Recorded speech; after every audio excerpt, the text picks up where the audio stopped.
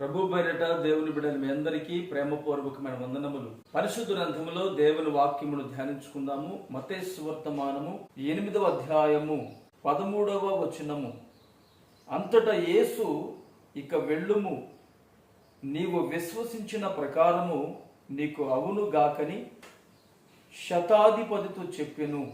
ఆ ఘడియలోనే అతని దాసుడు స్వస్థత పొందెను. ఆమేన్. ఒక పనివాడు ఉన్నాడు. ఆ పనివాడు చాలా తీవ్రమైనటువంటి మరణకరమైనటువంటి వ్యాధి చేత బాధపడుతున్నాడు.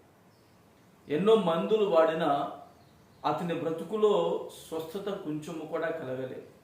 వెంటనే శతాధిపతి ప్రభు అయిన యేసు దగ్గరికి వెళ్ళాడు. నా దాసుడు మిగుల తీవ్ర అనారోగ్యం చేత బాధపడుతున్నాడు, మీరు ఒక మాట మాత్రం చెప్పండి చాలు, నా దాసుడు బాగుపరచబడు. ఇశ్రాయేలు ప్రజలలో ఇంతటి విశ్వాసము కలిగిన వారిని నేను ఇప్పటి వరకు చూడలేదు అని చెప్పి ఆ క్షణమున శతాధిపతి గూర్చి ప్రభు అయిన యేసుక్రీస్తు వారు మాట్లాడుతూ ఉన్నారు. నీవు విశ్వసించిన ప్రకారం నీకు జరుగునుగాక అన్నాడండి. ఎప్పుడైతే ఆ మాట అన్నాడో ఆ మాట అన్నప్పుడే ఆ దాసుడు బాగుపరచబడినట్లుగా వాక్యం ఉంటుంది.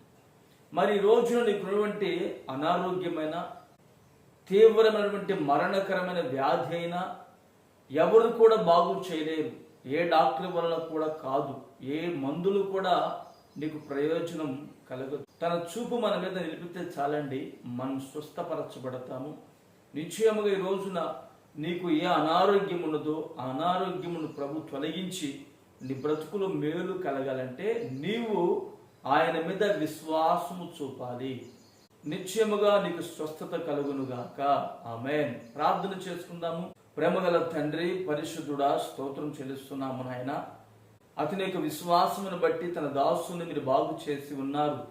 ఈ రోజున ప్రభు నీ బిడ్డలు కూడా ఎవరైతే తీవ్రమైనటువంటి మరణకరమైన అనారోగ్యం చేత ఉన్నారో బిడ్డలకు సంపూర్ణ స్వస్థత నీ ద్వారా కలుగునుగాక.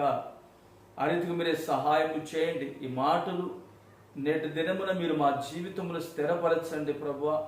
మేము ఎప్పుడైతే విశ్వాసము కలిగి ఉంటామో అప్పుడు మేము స్వస్థపరచబడతామని వాక్యం ఉంటుండగా అట్టి కృపను మేము దూరము చేసుకొనక విశ్వాస వీరులుగా మీరు మలిచి మహిమ పొందుకోమని యేసు నామమున ప్రార్థిస్తున్నాను తండ్రి.